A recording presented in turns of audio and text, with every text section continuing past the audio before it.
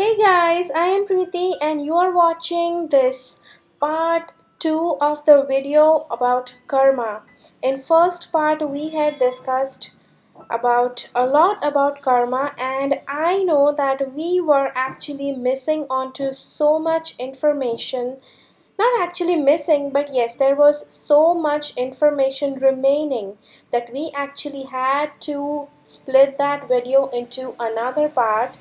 And here it is that this is the second part of that video, and as you can see it's already appearing as if I'm going to discuss a few things like, can you erase karma? How can you erase karma? Because when I was a beginner, when I was studying into a lot deeper into spirituality, when I was a beginner of spirituality student, beginner student in spirituality, what happened that I came across a lot of stuff.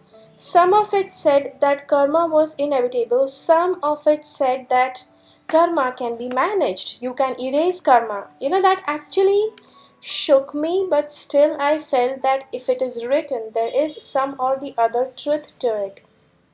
So whatever it was, I just kept on believing. I actually kept on believing the both the sides, but just because I did not know what was true. But now as a lot of years have passed, and from my personal experience and as well as from all learning all these different modalities of spirituality, I have come down to conclusion and a lot of understanding about karma as well as all the different things that work along with karma. So in this video we are going to work with those things. Okay, in this video we are going to understand how is it possible that whether you can erase karma or not, and if at all it's possible, then are there any techniques, are there any methods by which you can erase your karma? Okay, so let's get started. And before we begin, I would like to say that just subscribe, hit that subscribe button and hit that little bell that is next to the subscribe button. Okay, so let's get started with karma. So, if you don't believe in karma, you can still watch this video open-mindedly, because a lot of times, and as I had talked in the earlier video, that some people told me that there is nothing like karma, whereas some people strongly believe that yes, there is karma and you can never escape it. So whether you believe it or you don't believe it, but this is like a video that is going to explain you the in and out of karma, and that is why I would like to ask you that just watch this video open-mindedly. And this video is made as per my best knowledge about karmas. Okay, I did not try to look into any books, I did not try to look into any videos that YouTubers had made just to make sure that I say it right. I did not do anything like that, just because I just wanted to give what is best according to me and according to my understanding. Yes, in past I had not exactly read, but I had heard from people. Um, I have read actually the Mahabharata and the Ramayana, from where I actually get a little bit of knowledge about karma and a little bit of Bhagavad Gita, and from there I did try to measure out whether what are the possibilities. Okay, so basically I have not read the Mahabharata and the Ramayana with the intention of learning about karmas. I just wanted to know what happened during that time, so I read those epics. Okay, so now let's get started. I am not forcing upon my beliefs upon yours. Yes, this might feel that whatever is being said in this video, you might feel that somewhere or the other, your beliefs are different and my beliefs are different. But I would like to say, your beliefs, I don't know whether they are right or wrong, but up to what my beliefs are, what I believe in, I feel whatever is presented in this video is the best knowledge about karmas, and I don't want to challenge any of the beliefs.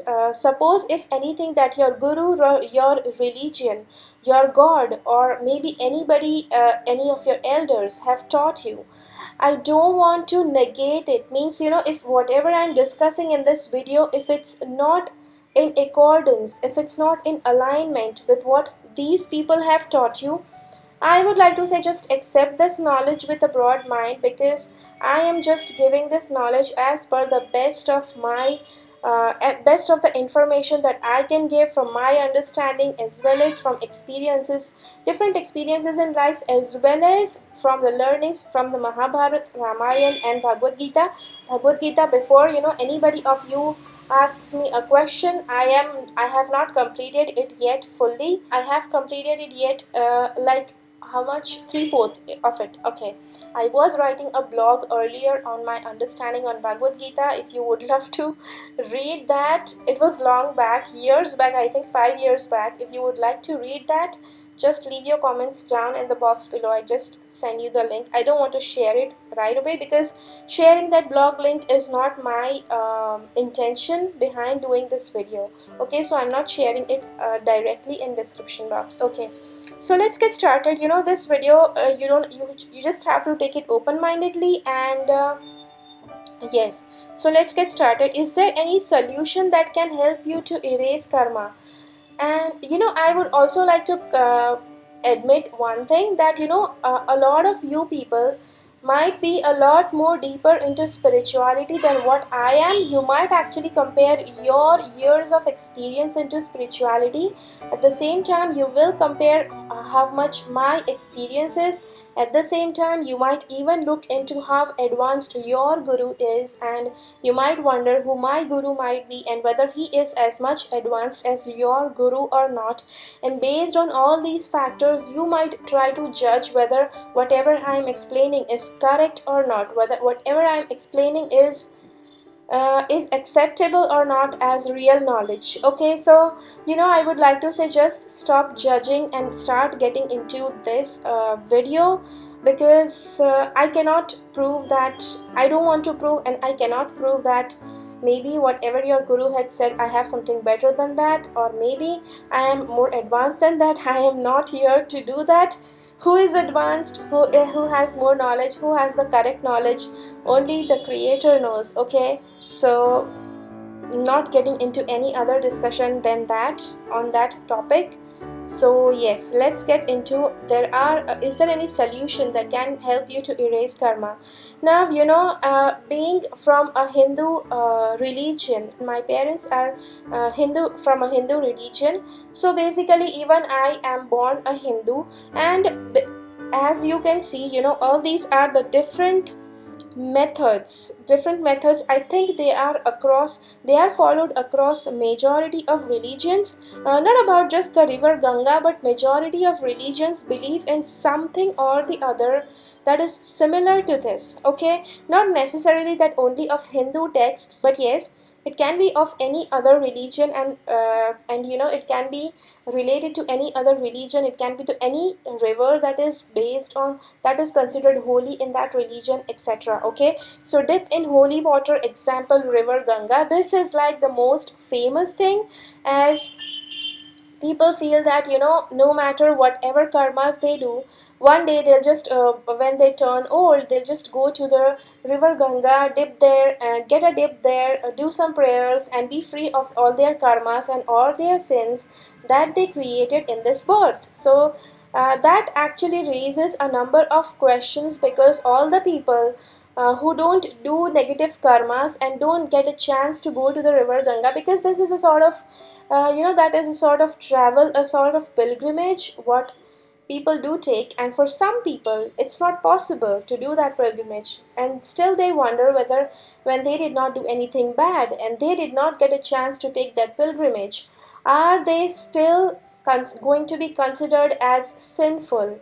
And other people who are doing a lot of bad deeds at the end of their life, when they turn old, when they go to any holy river, take a dip there and become cleansed, does that mean that they are going to be free from all the sin and get a place in the heaven? So these are like most pressing questions that people feel. Let us see what are the other things.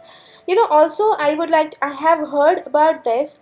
People say that fasting, fasting for a particular deity, like deity, there are different deities in different religions, and God is one, but yes, there are different deities in every religion, and people feel that fasting for a particular deity in a particular way on a particular day for a particular duration, it might have an effect where the deity might get pleased with you, and because of that pleasing feeling, they might take away your sins, they might wipe away or erase your sins. That is also one belief. Another thing is chanting.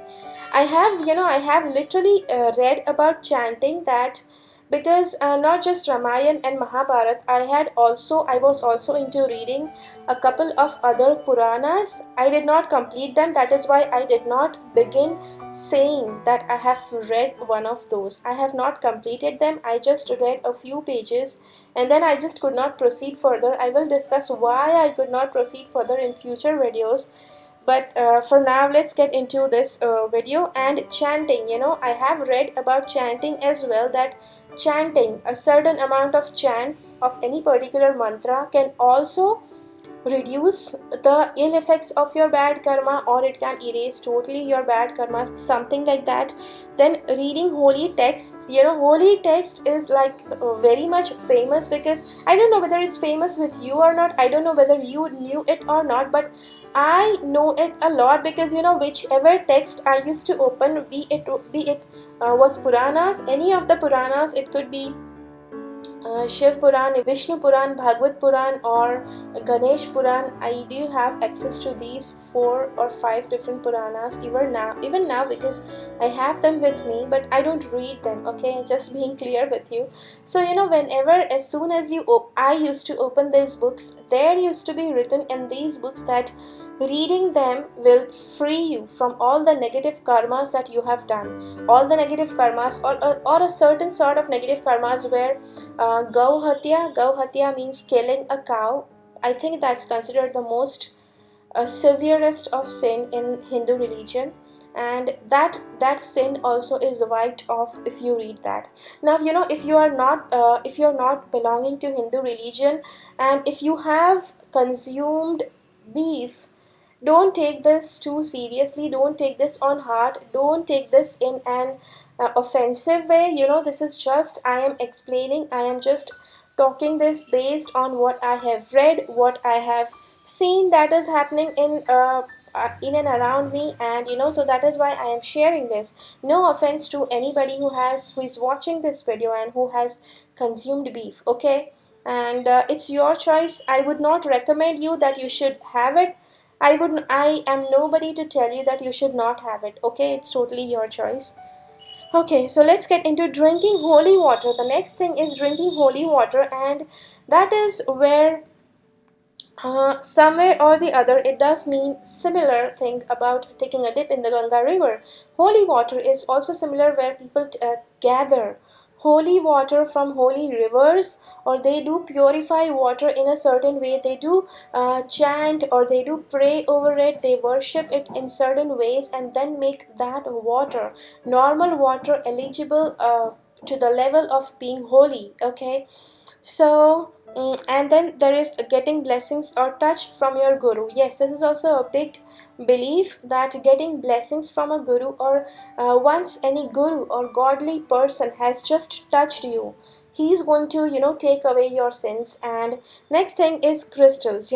Crystals also, sometimes people feel that some crystals, this is where I had read in certain books about crystals, that wearing crystals will diminish, or it will wipe away the ill effects of certain karmas or certain planets, okay? And I would like to just clarify that if you have bad karmas, you will have certain weak planets, or you will have certain planetary effects in your chart that are not going to be that good, that are not going to be that favorable, okay? So whatever it is, let's get started now. Whatever is discussed here, I don't mean to if people are from Hindu religion, and if you strongly believe that all these things are true, I don't mean that I want to challenge your belief. I don't mean that whatever you are believing is wrong and whatever I'm saying is right. Whatever is being said in this video is up to my best knowledge, the best thing that I think applies in life. Okay, if you are a Hindu, if you still want to keep believing in all this stuff, I would like to say that keep doing it. Okay, don't change your mind just because I'm explaining you about something that is negating your beliefs. Okay, so let's get started with whatever I'm going to say next might challenge your religious belief and spiritual beliefs. Okay, whatever religion you belong to, you might feel that whatever I'm saying, if you are very much deeply rooted in your religion, if you very much believe that whatever your religion says is pure truth, then whatever I'm going to say next might actually hurt or challenge your beliefs. And I would like to say, that's not my intention. Okay, that is not my motive. Okay, I just want to explain the knowledge that I have. The next thing I would like to say is, but karma is definitely inevitable. So no matter whatever you have read till now in any religious books, that doing this will erase karma, doing that will erase karma, doing this will minus karma, doing that will minus karma, everything, it can be written, but it has its own meaning. Okay, what the best knowledge I have is karma is definitely inevitable, it's inconquerable. Okay, if you have a karmic baggage, no matter whatever you try to do, you are still going to have to pay off that negative karmic baggage the way you had created it. Okay, the way you had thrown it, the way it is going to be received by you, in the same way, in the same intensity, in the same, with the same intention. Okay, so all the solutions that religions state have a truth to it. We will see how that truth happens, because you have to also understand this one thing, that religious books are something. Religious books were written like thousands of years ago. If there are certain religions that have existed just a few hundreds of years ago, still remember that hundreds of years ago they were written. And what happens, when the religious books are passed down from generation to generation? Do you think that if you read any book that was written 1,000 years or 2,000 years back, would you be able to understand it right now? No, that is wrong. So that is the reason why after every generation, after every few years, the same text is going to be made legible, so that the next coming generation is able to follow it, is able to read it and understand it. And in that way, no matter experts do it, but still, the original text has the perfect thing written. And it's very, you might have also heard that most of the religious texts are very, very difficult to follow by normal human beings who have never ever got into spirituality, who have never ever got into anything related to self-realization. Okay, so just judging mere literal statements in religious books with whatever is being said here is going to be wrong, is going to be wrong on your part, on any other's part who might have done that. Okay, so I'm just clearing you as what might be, and what you don't have to do. So, first let's discuss what happens when you are taking a dip in the Ganga river or any other river which is considered as holy. And not just rivers, people also, there are certain religions that might be considering water from certain well. I have known that people do worship a certain well in US where the water is considered to be healing. Okay, now I must be clear here that if there are certain healing abilities in this water, in any sort of holy water, I'm not saying that it does not have that healing power. Okay, I'm just talking about karma over here. Okay, so that should be clear. Healing abilities are different. We are talking about erasing karmas with that water. That's not possible, but yes, the healing water can actually bring relief, can actually bring a sort of healing to that person if a person consumes healing water. Okay, so let's get to it, because this is the thing that I have been exposed to most commonly, that dipping in the Ganga river, it gives can erases karma. So that is why I have just taken example of Ganga river only. I'm not discussing about others, but example of this just, and it's just an example. And let's be clear, it's not just about the Hindu religion, it's about every religion. Okay, if you are a Hindu, don't get offended by watching this. Okay, so what actually happens when you take a dip in holy water? First of all, I should again say, taking a dip in holy water does not free you from your negative karmas. Okay, now what happens? Some people might have actually told you that their life changed once they took a dip in the Ganga river or some other holy water or some holy river or something like that. Okay, so what actually happens? Because not everybody is going to give you the same amount of reviews. Everybody is not going to tell you the same feedback, right? Everybody who takes a dip into water, into holy water, is not going to tell you that they also had some nice and positive effects of it. Some people will complain, I did not feel it at all.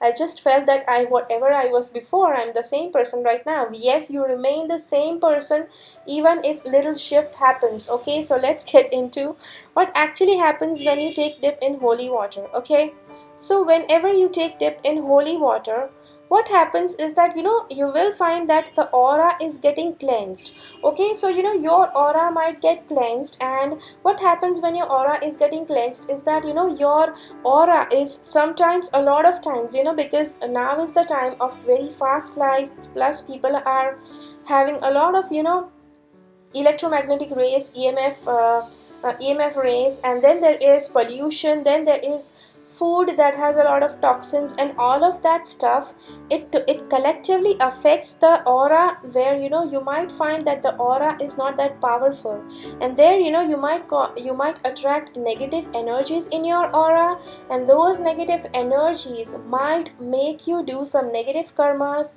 or make you weaken up your system such that you are devoid of doing positive actions. Okay, and when you dip in the holy river, it might happen that your aura is getting cleansed, and then as soon as you come out of it, you do feel a shift in your energy. Okay, now I would also like to say that aura getting cleansed is also going to happen only for a limited period of time. Okay, after a certain time, after taking the dip, maybe for a few days you might feel this change happening, and after some time you will just feel the same as before, because aura is getting cleansed. And aura is like something which keeps on fluctuating.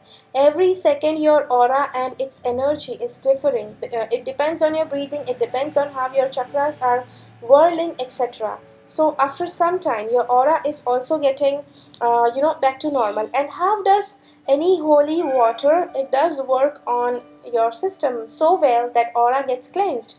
Now holy water, this actually, any river, it actually becomes more holy the more beliefs of people are connected to it. Okay, the more faith, the more trust, the intensity in how much people are trusting, that actually, that energy, that belief, that faith, it actually gathers around during that area of that river, and it keeps on increasing. Now as we know about the river Ganga, it is considered very very holy, very very pure. Obviously pure, it was pure a lot of years back. Now people have just polluted that, but taking the pure form, purest form of that river, the time since it has existed, that river, and how pure it was, plus how much it helped people, that made that belief so strong that it has been passed on from generations to generations. And you can just imagine, since thousands of years, also Ganga is considered to be goddess Ganga, who has her place in the hair of Lord Shiv, and that is why also, that is another reason she is considered to be so pure. And and that belief and those that trust, that faith in Ganga is like being handed down since generation to generation.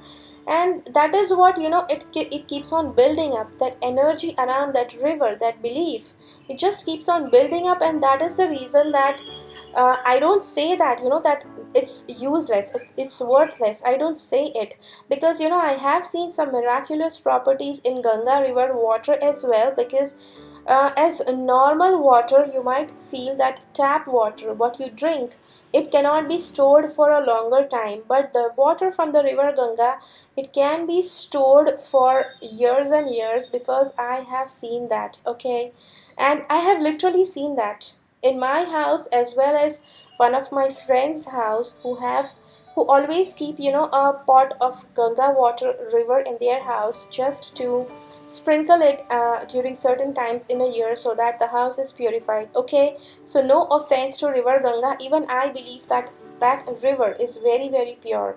Okay, but still, it is not the only thing that can clear off your karmas. Okay, we are talking about karmas, and not the greatness of any religion or the greatness of any river. Okay, so this aura cleansing is going to bring a sort of relief, as all garbage energies are going to be cleansed. Okay, and that's going to happen for a temporary period. So you might feel that after certain time it's just getting back to normal. Okay, so then the next thing is fasting for a particular deity.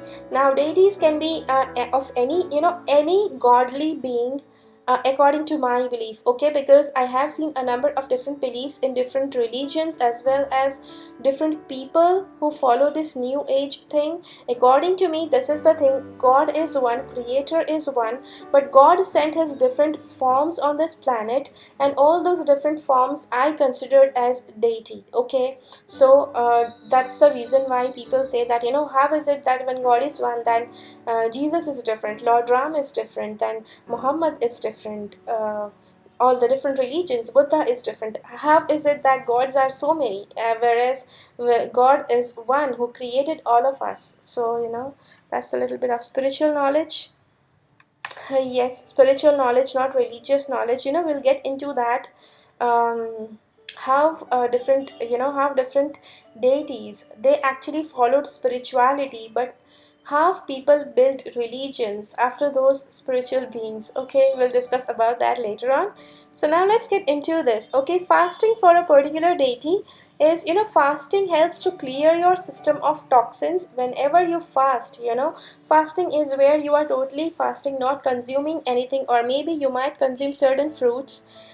Islam religions believe in total fasting. They just have some food early in the morning before the sun rises, and throughout the entire day they don't eat anything, they don't drink any water, and that is what their fasting is.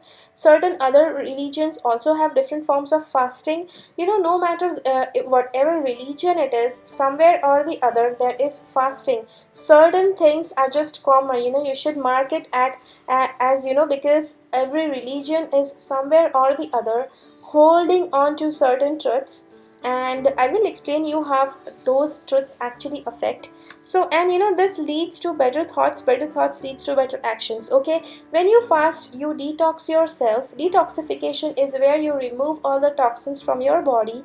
And as you know that, eating a non-organic food, that can lead to getting toxins inside your body, because every food that you are consuming, it might have preservatives, it might have chemical pesticides, chemical preservatives. Okay, coloring agent, flavoring agent. So all that leads to, if that, there are certain foods, there are certain additives that are not that harmful, but certain are harmful, and they do lead to toxins. Okay, and having fruits fasting leads to detoxification, and this detoxification will lead to better thoughts, just because your system is now clean. Okay, so in some or the other way, this is going to lead to you doing better karmas.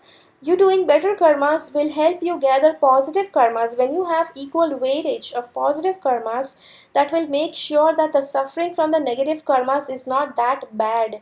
Okay, whereas it's not promising you that it's erasing all your negative karmas. Okay, this is not erasing your positive karmas, but this is going to create positive karmas, such that the negative effect, if you don't have anything on a balance, on one side, if you just have all the weight on the one side of the scale is going to tip severely downwards. But if you want a balance, equal weightage, you have to place equally beneficial things on the other side, equally weighing things on the other side, such that the scale starts getting balanced. That is where you will not feel that much of imbalance in your life. Okay, this is how it works. And the next thing is vibrations of mantra during dip effects. Okay, sometimes people chant certain mantras while taking a dip into the river. Okay, now let's get into that. How does that work? So when you take a dip in any river, you are going to say mantras related to your religion, what your religion has taught you, or anything like that. And what happens, vibration of mantras. Mantras are considered, now this does appear as certain mantra of certain language, but I do believe that every religion also has certain verses, certain sentences that can be actually repeated like a mantra. Because rosary, I have found people using rosary in Hindu religion, Christian religion, Islam religion, I think Buddhist religion, and I think every religion has a rosary. Because I have seen it on all the deities of all the religions. Okay, if don't get offended by the word deities of every god of all religion, I have seen rosaries being used by them. Okay, and obviously I have not seen any god or any deity from the Islam religion. I think that's the reason why Islam religion does not have any deity, any image, any idol, because they don't believe in deities. They just believe in the creator. Okay, so it's scientifically proven that mantras help and change the structure of your mind from within. The structure of your mind, how you think, what your mentality is, it can actually be affected by mantras. And once you chant mantras, and it's not just once or twice, not just 100 times or 1,000 times, but when a certain mantra, it keeps on repeat. But yes, when you keep on doing it, when you keep on doing that same mantra again and again, it's going to affect your thoughts, it's going to transform the pattern that is inbuilt inside your mind. And that is where it can lead to changing your subconscious patterns.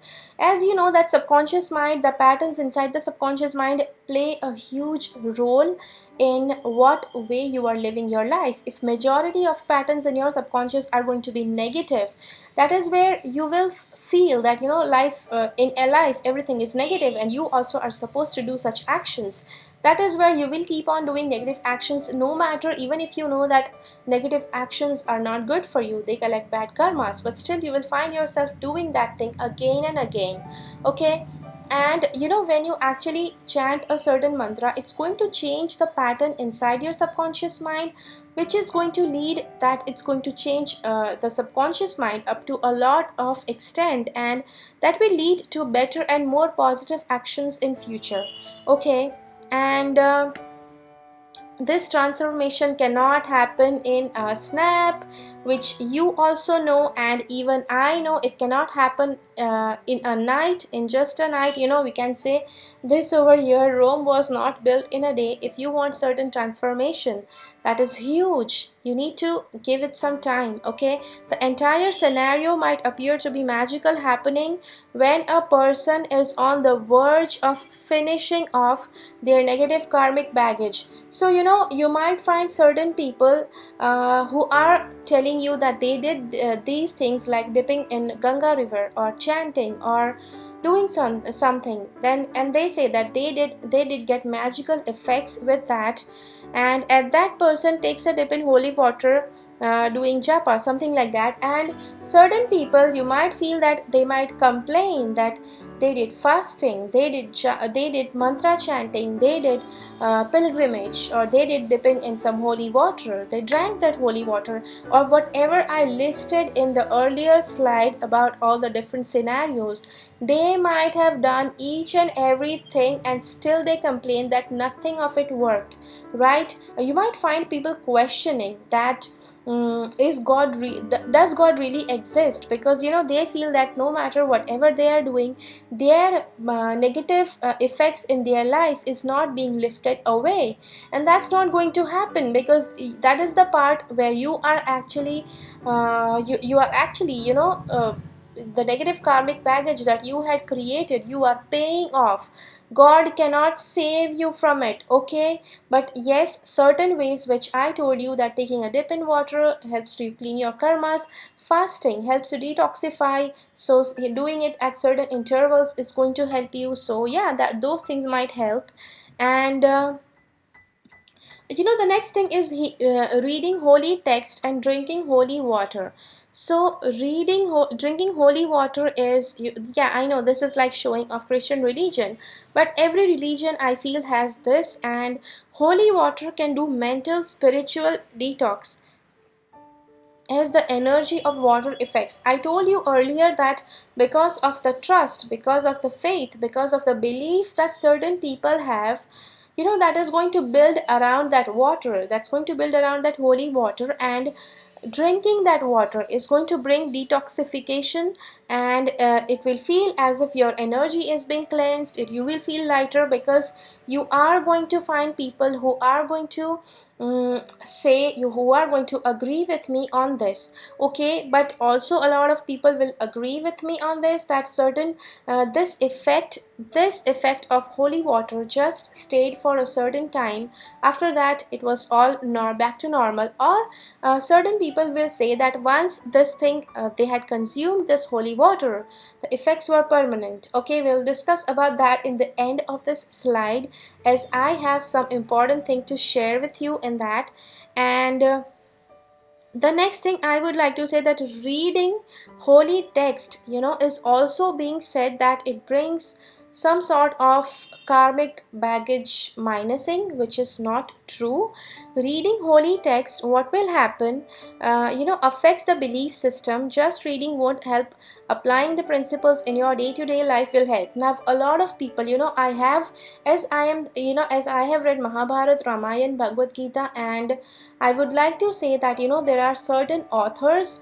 I would, if you are also going to take this path of reading any holy text, I would like to warn you, I would like to suggest you that you read a holy text of your religion from a very very well known source, okay? Like if you are reading the Bhagavad Gita, read from the best, whichever is reviewed, whichever Bhagavad Gita is reviewed to be the best, to be recommended, the best version, read that. Because a lot of really spiritual people, a lot of religious people, a lot of people who are studying Mahabharata or Bhagavad Gita for a long time, they try to interpret the meanings of those shlokas in their own words. And that is where I feel that there's a certain sort of tampering happens. The tampering is not literal, it's not intentional. I do feel that they are just giving their best information, they are just giving up to the best of their knowledge. But you can just imagine that half it has handed down from generations to generations, and not the same text from every generation. A spiritual person, a spiritual leader is trying to translate it in his own words, is trying to put his own words, his own thinking about that, those shlok, about that book.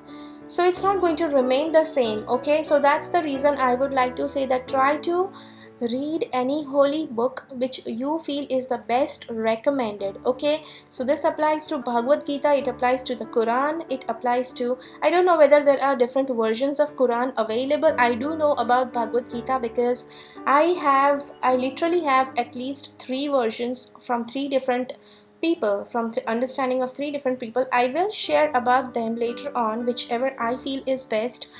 Okay, so rather than stretching it further, I would like to say that Bhagavad Gita from Paramhansa Yoganand, from Swami Vivekanand, I think those are worth reading. I would not recommend any other, because you might read Bhagavad Gita. Obviously, it was Lord Krishna who had sung that Bhagavad Gita to Arjuna, but interpretation of the shlokas is going to be done by certain human being, which is from your generation. And Swami Vivekananda was quite a advanced soul, so reading his interpretations can be good thing. Then Paramhansa Yogananda, he also had his own spiritual journey, and I also believe that, I have read his spiritual lessons as well, so that's the reason why I can recommend that, his work is also worthy. So if you are into studying Bhagavad Gita, you can read any of these two versions. And if you are into, I don't know about the Holy Bible, I don't know about the Quran. If you know any better versions, I would like that you place it in the comments down below, because I do feel that the same applies even with other religious texts as well. And I would like that you share, if there is a better version of every religious book that or any one religion that you follow. If you have a better version of a religious text from that religion, do share it in the comments down below, so that I can include it in my future videos about religious text, and which one to read, which one to refer, which one to depend on, how to read them. I don't know whether when I will be doing that video. If you want me to do that video soon, do comment down in the box below. Okay, so let's get further. Holy water can cleanse any foreign energy that might make you do negative karmas. So, there are a lot of different energies moving around in the atmosphere, and sometimes some foreign energies might, I would not like to say this, because up to a certain extent, I don't believe that this is positive. So, which might result in doing not so good karmas. And holy water, because there is this belief, there is this a lot of faith and intense belief of people in that water. So that's the reason why that water can help in cleansing any such energies as well. Now let's get into belief system gets affected. Okay, when you are doing any of these things, like taking dip in holy water, consuming holy water, reading holy text, etc., your belief system also gets affected. Because a lot of times when people who are doing negative karmas, they don't do it with intention. They just want to be better beings. But at certain time in my life, this was years back, and when I started getting comments from people, Preeti, think positive. Preeti, think positive. And I always believed, even during that time when people were telling me this, I felt that I was an optimistic person. And when I got this comments at least 5 to 6 times, that is where I seriously began to think, that why are these people telling me to think positively? I do think positive. Why do these people have to tell me? And I did feel that just because they are telling me, just because I got this comment a number of times, means there is some truth to it, which I need to consider. And it took me some time to to understand why I was not thinking positive. What were the thoughts that were not positive? Okay, so we will get into that later on, because I would love to discuss only about karmas right now and not positive and negative thinking. If you would love to see that video soon on my channel, do comment in the box below. I would love to hear you. The more amount of people call out for that, the more quicker will that video appear on my channel. Okay, and you become more dedicated to doing better karmas due to effect of distance traveled, pains taken. So if you are going on a pilgrimage, and some people do give this account that once they returned from the pilgrimage, they found that they were totally different. There was a shift, they did change, there was a transformation.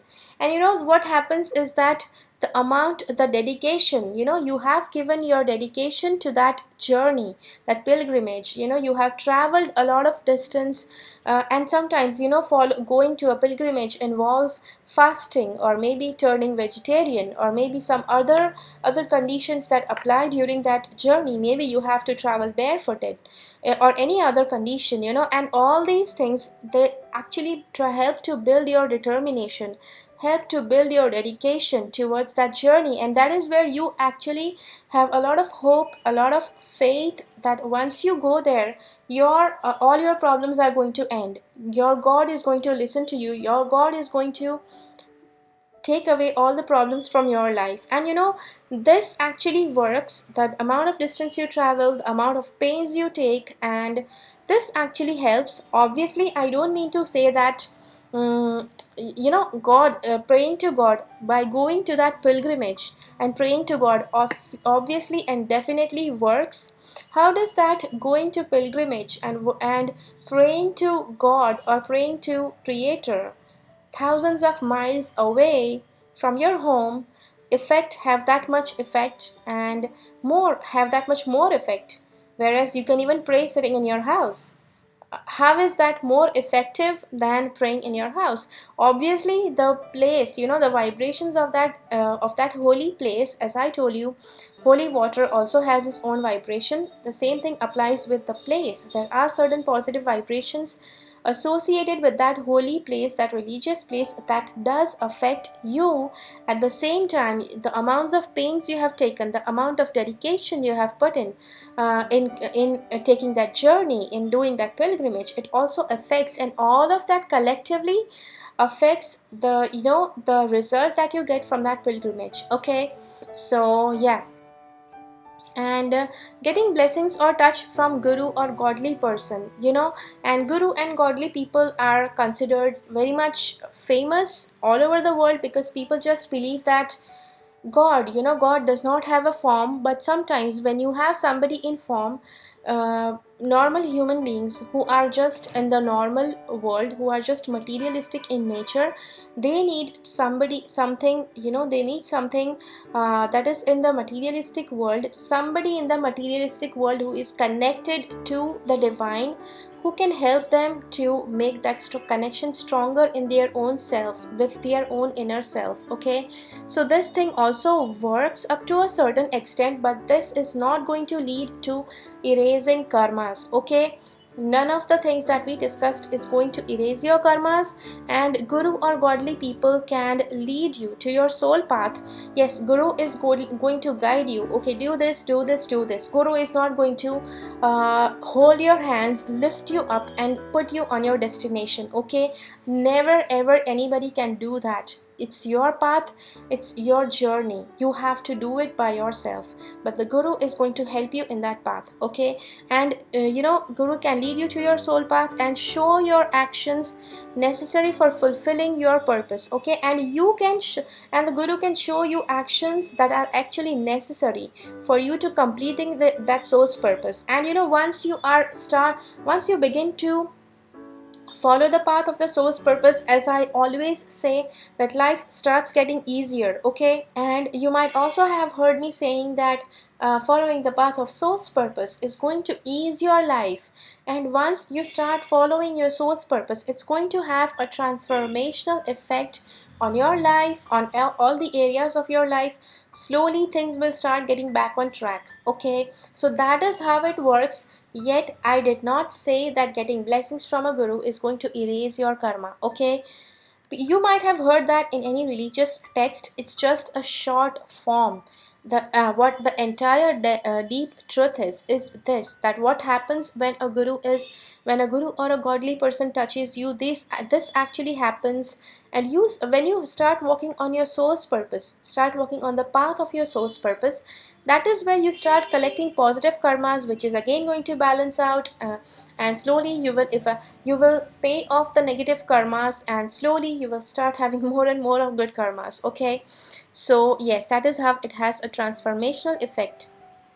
And one thing I told you, that there is something which I'm going to discuss at the end of this video. And a lot of times, a lot of these solutions, some people will say that they worked very magically for them, and for some people they will say that they don't trust it anymore because they did not find anything, they did not find any results happening, coming in their life. Okay, so these solutions work magically only when you are at the end of your negative karmic cycle. So all these solutions will show magically working effects only at the end of the negative karmic cycle. Now if you have a lot of negative karmic baggage, there are going to be certain chunks which you have to go through in certain period of time. Then you have certain resting time again, then you pick up another baggage when the right time comes for it. Okay, how does the right time come for it? First of all, all the bad karmas will strike in only after giving you a taste of the goodness of life, goodness of positive life. Okay, so goodness can be, having some positive effects in your own self, having goodness of love and relationships and abundance in all areas of your life, as well as abundance of finances. When you have all the good things in your life first, then you are going to realize, when those things, you will find a scarce of those things. Okay, so bad karmas will strike in only after giving you a taste of good things in life. Okay, because unless a person has not gone through certain goodness, unless a person has not gone through pleasure, they will not understand what is pain. Okay, if a person has seen pain since the beginning, that is not going to be the definition of pain for that person, because that is a normal life for them, that is a stereotype for them. That's just going to be life, that's just going to be the normal and usual day-to-day life for them. They are not going to define it as pain, but they are going to, everybody who has to go through bad karmas, they will go through first a positive part, a positive effect, a lot of positivity in their life, and then the bad karmas will strike in. I know that this does sound gloomy, but yes, karmas do affect in that way. But after a period of darkness, I would like to say that if you have been going through a lot of karmic baggage, negative karmic baggage, then the earlier slide might have disturbed you. I would like to support you. I would like to, you know, bring peace to your soul, bring contentment to your soul by giving this, that after a period of darkness, there is a sure promise of brightness. So, no matter if you have gone through a lot of negative karmic baggage, there is a promise that a bright and positive future is awaiting you. Okay, so you can always wait for that, right? So thank you so much for watching. Again, as usual, as last video I had discussed a few things that I was going to discuss in future videos, the same thing is going to be applied in this, because a lot of stuff is still remaining. I was thinking that this video might just be in two parts, but this did not finish off in two parts, so I will have to again do the remaining part in the next part of this video. Okay, in the next series of these videos. And yeah, so thank you so much for watching, thank you so much for being with me. Keep following the path of your soul's purpose, because you are born for a reason. And if you might be knowing that I am a tarot card reader, you might also know that the year is coming to an end, and that there comes a time where you can get a chance to get my yearly predictions and guidance with tarot, as well as angel cards, as well as numerology. There are different packages that are available, so you can just go, the links are given down in the description box below.